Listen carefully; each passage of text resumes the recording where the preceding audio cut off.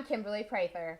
The ACU Wildcats head into a showdown in St. Angelo as the #2 team in the nation. And I'm Grant Boone. We'll preview ACU versus Angelo State and look back on freshman quarterback Mitchell Gale's first career start a week ago. Here's a hint. It ended well. The Chris Thomsen Show begins well next.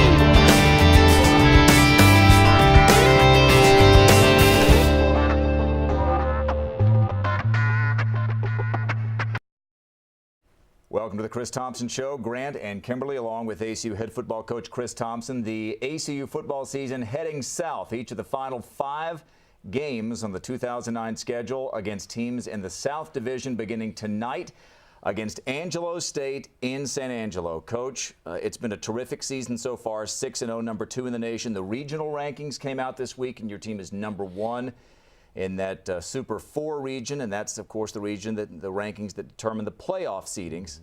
However, a tough test tonight. It seems to me, on paper at least, that this is the most complete team that your team has faced since Northwest Missouri State. Agree or disagree? Yeah, I agree. There's no question that Angelo State is the most well-rounded team. When you look at their offense, their defense, their kicking game, everything is solid. They really don't have any weaknesses, and getting their quarterback back has been the big key for him. He's an excellent player, and he puts everything together. The 43-6 win last week, if anything, might have answered one question, the quarterback. Is it fair to say that our starting quarterback might be the redshirt freshman, Mitchell Gale? Yeah, Mitchell will start tonight, and you know, it's another opportunity for him to start and go out and prove himself. He performed well last week, but like I've told that whole group, you know, all 3 of those guys all season, it's going to take more than one guy to win a championship this year, and so we'll go with Mitchell and see how he does tonight, but those other guys have to continue to be ready. And just a word, Coach, as you look at the rest of the year, does it seem like that this group of 5 games really is almost another season in a way? In a sense it is. I mean, it's kind of been that way the last couple of years, but you know, there's so many hard-fought games really to get to this point. So, but once you start South play, the main thing is just the geography. We know each other so well.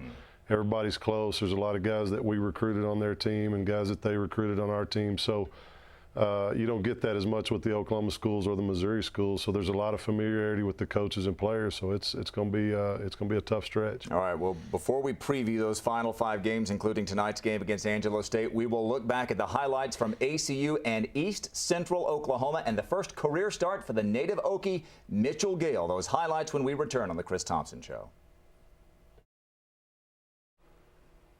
Back at the Chris Thomsen Show, Grant Boone and the coach Chris Thomsen. Last Saturday, ACU ran its record to 6-0 on the season with a 43-6 victory over East Central University in Ada, Oklahoma. An otherwise routine rout was distinguished by the fact that it marked the first career start for redshirt freshman quarterback Mitchell Gale, who grew up about 250 miles away in Alva, Oklahoma. Coach, before we look at the highlights, walk me through the decision to start Mitchell Gale against East Central last Saturday. Well, we felt like, you know, we had seen enough good things out of Mitchell in practice and back to spring ball to feel like, you know, he put him in there and give him an opportunity to start. He's got a great arm, a really strong arm, and he's a big guy, and he's grasped our offense pretty well. And the inconsistencies at that position, we just felt like, you know, give him a chance to go show what he could do. All right, let's take a look at the highlights. ACU and ECU. It helps Mitchell Gale if you can get a productive day out of the running backs, and the very first play from scrimmage, 48 yards, Daryl Richardson right up the middle. Yeah, Daryl did a great job on this play, and really Tony Washington and Royland Tubbs on the left side did an outstanding job just sealing that thing off. We got a big run out of it. And then 2 plays later, Daryl would punch it in 5 yards out, and coach, a minute 15 seconds into the game, you're up 7-0. Yeah, and that helps a first-time starter at quarterback kind of get settled in to get the run game going. I thought our offensive line did a great job. Well, the next series, Mitchell Gale threw an interception, really the only black mark on his scorecard for the day. And then in that next drive, it was Gale to Edmund Gates, 37 yards, down to the East Central 29-yard line. Yeah, just a little swing pass out to Edmund Gates. You know, if you catch the defense cheating in a little bit on the perimeter there, you swing it out to a fast guy like Edmund, he'll get some yards. And a couple of plays later on 3rd down and 8, it was Mitchell Gale to Kendrick Johnson, and this was a pretty pass, 13 yards in the corner of the end zone for a 14-0 lead. Yeah, Kendrick ran a great corner route, and Mitchell showed a little touch on the. You know, Mitchell's really known for having a big strong arm and really firing the ball with some velocity, but this was a touch pass, kind of threw it over the defense, and Kendrick made a great catch. Daryl Richardson went for 143 yards last week. He went for 143 yards the week before, and he caps off a 9-play drive here in the second quarter with a 25-yard touchdown run. The coach looked like he got shot out of a cannon on this play. Yeah, he's doing a lot better job of really keeping the ball inside and then looking to make things happen once he gets through the linebacker level, and he's doing a great job. That was the first time he had really hit one up the middle as hard as he could and wasn't looking to cut it. He did a nice job on the play. Well, we saw some touch passes from Mitchell Gale, but we also saw that big right arm, and here as pretty a pass and catch as you will see. Gale to Edmund Gates, 54 yards, terrific pass, maybe an even better catch, Coach. Yeah, it was a great catch, and Edmund really showed his speed going and getting that ball. It was with the wind. It started tailing. The corner there was the one that had the 4 picks the week before, an overly aggressive guy. And Mitchell did a great job of looking him off, kind of looking more to the middle of the field and just launched that ball. It was a great throw and a great catch. Yeah, and a one-handed catch at that by Edmund Gates. Okay, Gale carries the bread himself here on 1st and 10 from the East Central 15. A great look at him here right up the middle for 12 yards. Yeah, just a design quarterback run play, and Mitchell's got a little bit of run skill to him. He's not a great runner, but he can get in there and maneuver and make some yards. And then with less than a minute to go in the first half, Daryl Richardson, his 3rd touchdown of the day from a yard out. Yeah, you see Emory Dudensing's back. You see him right there, lead blocking on that play, blowing up on a hole. He and Justin Andrews on the right side of that line.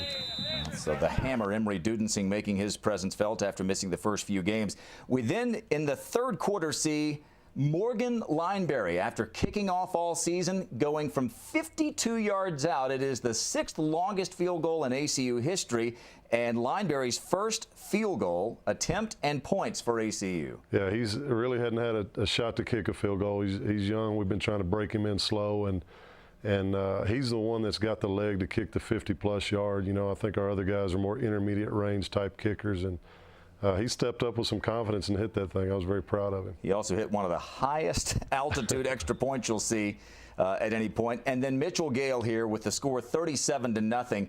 Boy, the luxury not just of great receivers and backs, but 2 really good fullbacks. Emory Dudensing we talked about, and here Justin Andrews. Yeah, Justin just does a great job catching the football and then run after the catch. He reminds me of Chris Conklin, who we had a couple of years ago. And then Emory had a great catch and run later in the game on a flat pass. So we're really feel good about that position. Justin getting the opportunity to develop while Emory was hurt. Now Emory's back full strength, so we feel good there. Extra weapon in the arsenal. And just finishing things off, the defense never rested all day, holding East Central to less than 160 yards. Nathan Baggs and Derek Odelusi combining for a sack here. Nice day out of Baggs in a backup role. Yeah, that shows you our depth on defense. I mean, our defense can just keep bringing people at you that are fresh. Derek and Nathan, both guys that can do that. LB Suggs and just harass the guy all day. Our defense did a great job. And then an awfully nice play here by the Cooper Cougar product, Demetric Lee, to finish things off here in the 4th quarter. A one-handed pick off a tipped pass here. Yeah, Demetric's played primarily special teams, but got an opportunity to play a lot more Saturday and really showed some things. Major Colbert with a big hit to separate the ball, and that was our only turnover of the day, but it was a great one and really helped us stop a scoring threat. So the final score from Ada, Oklahoma, 43-6. Your defense does allow 1 touchdown. That was after you turned the ball over deep in your own territory. So, again, not a very good East Central team right now, but what do you take out of that victory? Well, just, you know, the main thing is just Mitchell, the ability to go out and have a 300-yard game, you know, and only 1 interception. Took care of the ball pretty well, and then, again, our defense just did a great job as they've done all year. Really amazing. Your team now 6-0 after losing those terrific players from last year, Billy Malone, Johnny Knox, and Bernard Scott. 2 of those really beginning to make a name for themselves in the NFL. And when we return on the Chris Thomsen Show, Tanner Knaut in the JMC Network newsroom with a look at ACU's X Factor. You're watching the Chris Thomsen Show. Welcome back to the Chris Thomsen Show. Reporting from the JMC News Desk with ACU's X Factor, I'm Tanner Knaut. Former Wildcat Johnny Knox is making the NFL look easy. The Chicago Bear rookie has scored a touchdown in each of his last 3 games. Against the Detroit Lions, Knox returned the opening kickoff of the second half 102 yards, helping the Bears beat the Lions 48-24. Knox was named the NFC Special Teams Player of the Week, and on ESPN's First Take, former linebacker Derek Brooks called Knox the Rookie of the Year through the first 4 games of the season. Knox is leading all rookies in kickoff return average and is tied with Percy Harvin for the most touchdowns by a rookie. Knox is also in the top 5 among rookies in receptions and receiving yards. Now, not to be outdone by his fellow former Wildcat, Danielle Manning led the Bears with 9 tackles against the Lions and had a 43-yard kickoff return. The Bears are now 3-1 heading into their bye week. Meanwhile, over in Cincinnati, Bernard Scott had 6 carries for 41 yards as the Bengals beat the Browns 23-20.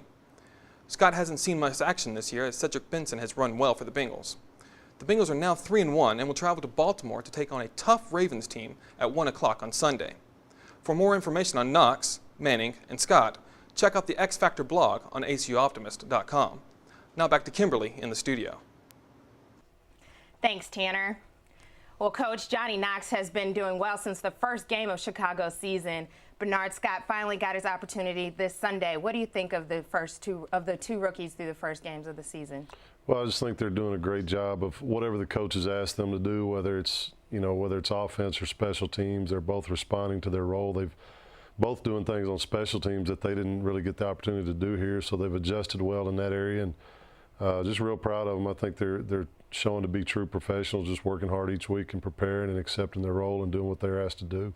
And what do you think about Danielle Manning doing it big for the Bears also? Well, Danielle seems like every week he leads the team in tackles. He's playing free safety, he's playing nickel, he's returning kicks, and he's just an incredible guy. And it's 4th year in the league. He's solidified himself as a bona fide player, and I think he'll be there for a long time to come. All 3 of them are doing great on special teams, and that's always a good sign. That keeps you around for a long time.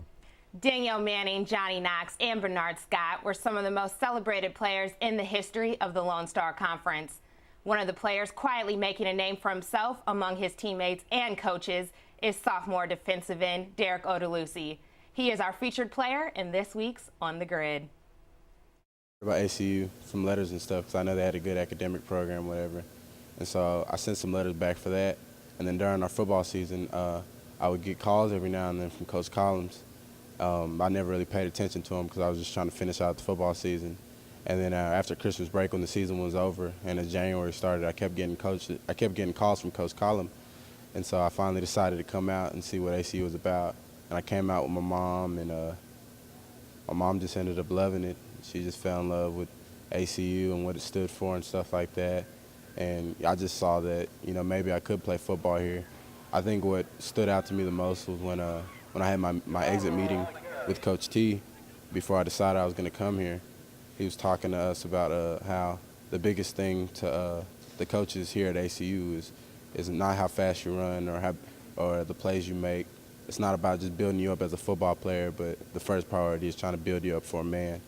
I just thought that was really powerful because most coaches just try to see what they can get out of you in 4 years, but you got a coach that's trying to actually give back to you for like the rest of your life. I mean, that's a chance that's something you got to take up. Well, my parents, being Nigerian, they're very strict, and they have really strong morals and really strong ethics, and they're really strong about principles of God.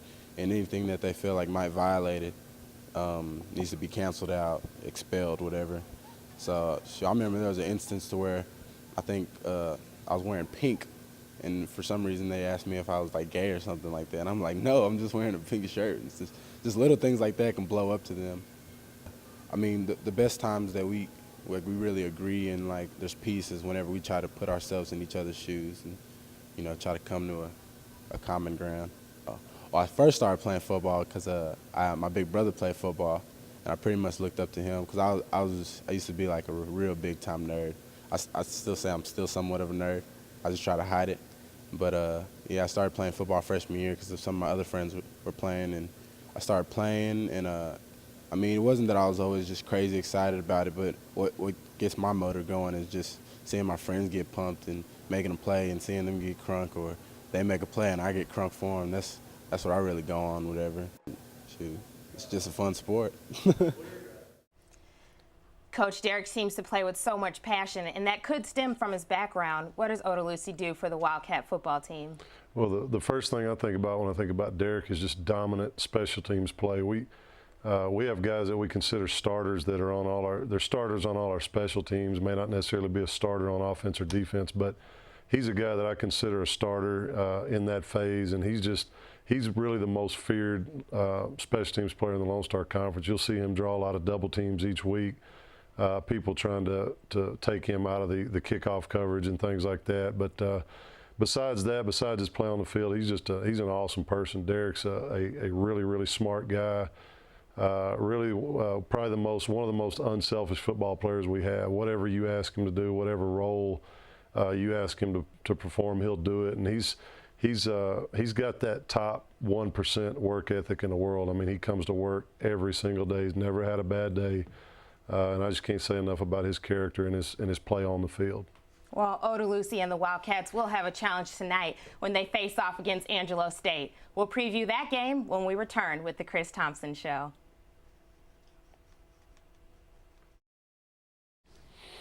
Back with the Chris Thomsen Show, take a look at last week's scores in the Lone Star Conference. And, Coach, a couple of those scores looked like bigger margins of victory than really they were, I think. Angelo State locked up in a good one with Eastern, and then they scored 3 touchdowns to blow that thing open. And then Texas A&M Kingsville scoring 14 unanswered against Tarleton State, the South Division, again, proving to be really tough. Well, both of those games were really tight. The difference in those games was turnovers. I think Eastern threw an interception and had a fumble in their own end zone against Angelo that really closed the door on Eastern's chance in that game. And then I think Tarleton turned it over 6 times against Kingsville. So turnovers are huge in these games. Amazing. 5 Lone Star Conference South Division teams are ranked in the AFCA top 25.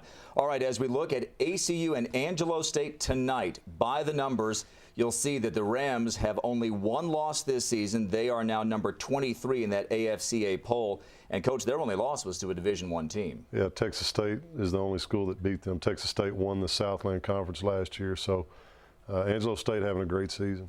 And Josh Nicewander is leading the way, 15 touchdowns and 3 interceptions for the junior quarterback who was injured in that first game of the season in 2008 and really kind of derailed. That injury derailed any hopes the Rams had. So, Coach, as we talk about ACU and Angelo State, it's going to be the 47th meeting between these two schools, which are separated by, what, just 100 miles down Highway 277. You guys know each other very well. You said it earlier. You recruit a lot of the same players.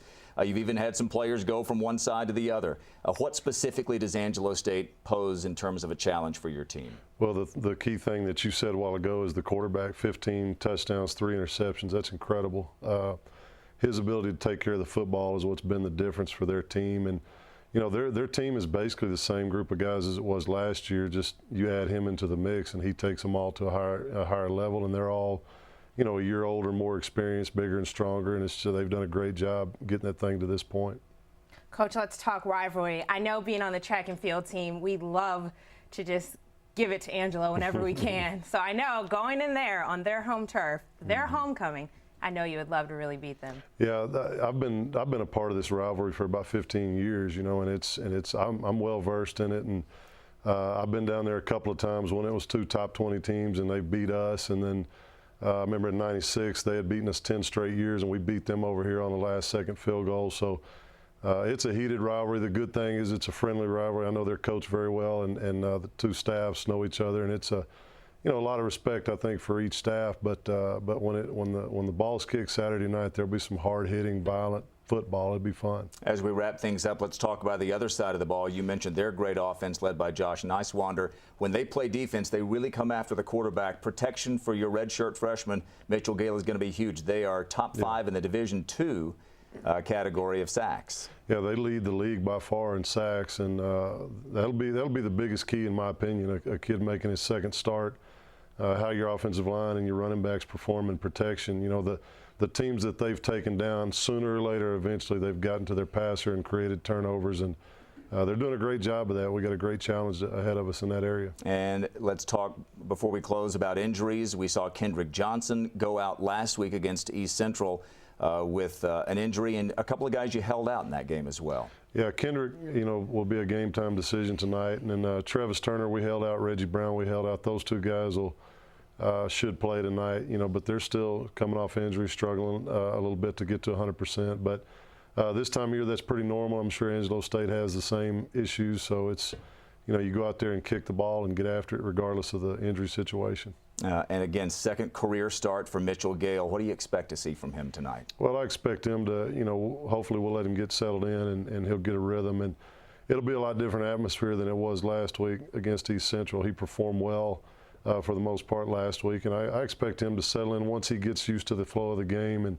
the crowd and everything. It's just football at that point, so I expect he'll do well. All right, should be a good one. ACU against Angelo State tonight, 6 o'clock. You can hear the game in the Big Country on Classic Country 1470, pregame at 5:45. You can also listen to the game online at acusports.com. And you can catch the Chris Thomsen Show each week, Saturdays at noon on KRBC. You can also watch it, and for expanded coverage as well, on acuoptimist.com. For Kimberly Prather and the coach, Chris Thomsen, I'm Grant Boone. Thanks for watching the Chris Thomsen Show. ACU and Angelo tonight, and we'll see you here next week.